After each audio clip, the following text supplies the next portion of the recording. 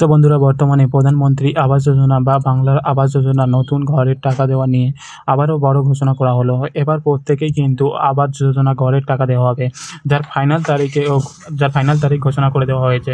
তো কবে থেকে এই টাকা দেওয়া হবে, কত টাকা করে আপনি আপনার ব্যাংক অ্যাকাউন্টে এই আবাস যোজনা ঘরের টাকা পাবেন, তাছাড়া যাদের লিস্টে নাম নেই তারা কিভাবে এই আবাস যোজনা ঘরের টাকা পাবেন, এ বিষয়ে কী ঘোষণা হয়েছে এক এক করে আপনাদেরকে জানিয়ে দিচ্ছি। তাই ভিডিওটি পুরোটা দেখুন এবং কত টাকা পেতে পারেন সেটাও জানতে পারবেন। তো চলুন শুনিয়ে দিচ্ছি অ্যান্ড বলে দিচ্ছি আপনাদেরকে। তো চলুন বলে দিচ্ছি, তো ভিডিও স্ক্রিনে যাওয়া যাক। তো সর্বপ্রথম নতুন ঘরের টাকা দেওয়া নিয়ে লাইভ ঘোষণা কী করা হয়েছে সেটা আপনাদেরকে দেখিয়ে দিই। তারপরে আপনাদেরকে জানাবো যে বর্তমানে যাদের লিস্টে নাম নেই তারা টাকা পাবেন কিনা বা কবে থেকে পাবেন। তো চলুন সেটা আপনাদেরকে দেখিয়ে দিই।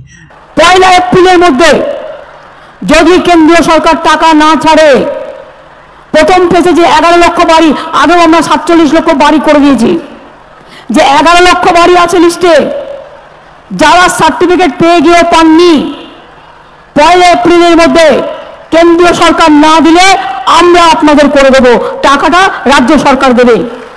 তো বন্ধুরা, শুনতেই পেলেন, 1 এপ্রিল থেকে কিন্তু 11 লক্ষ মানুষদেরকে আবাস যোজনা ঘরের টাকা দেওয়া হবে। যদি কেন্দ্রীয় সরকার না দেয় সেক্ষেত্রে রাজ্য সরকার এই ঘরের টাকা দেওয়া শুরু করবে, এমনটাই কিন্তু আশ্বাস দিয়েছে মুখ্যমন্ত্রী মমতা বন্দ্যোপাধ্যায়।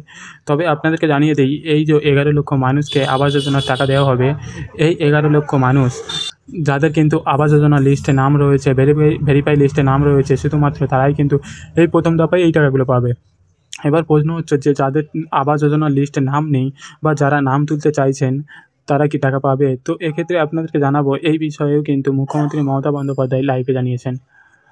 1 এপ্রিলের মধ্যে কেন্দ্রীয় সরকার না দিলে আমরা আপনাদের করে দেব, টাকাটা রাজ্য সরকার দেবে। সরাসরি মুখ্যমন্ত্রী তো অনেকে আবেদন করেছিলেন, আমি সেটাকেও ভেবে দেখতে অনুরোধ করব।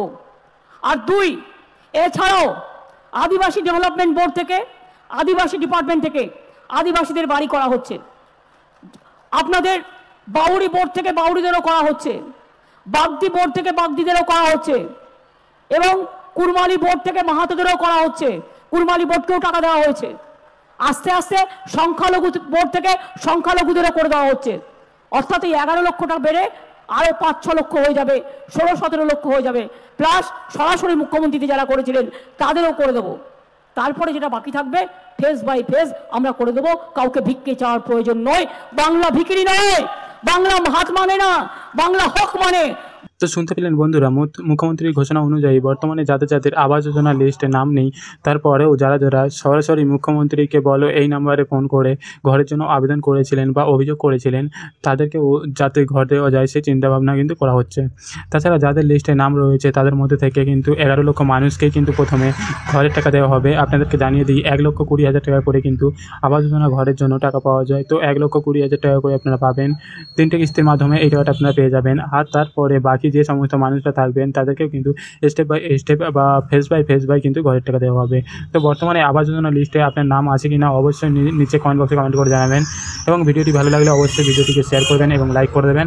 অ্যান্ড আমাদের চ্যানেলে নতুন হলে অবশ্যই চ্যানেলটিকে সাবস্ক্রাইব করে রাখবেন। অ্যান্ড যারা আগে থেকে সাবস্ক্রাইব করেছেন তাদেরকে অসংখ্য ধন্যবাদ। তো আজকের ভিডিওটা এই, thank you for watching video.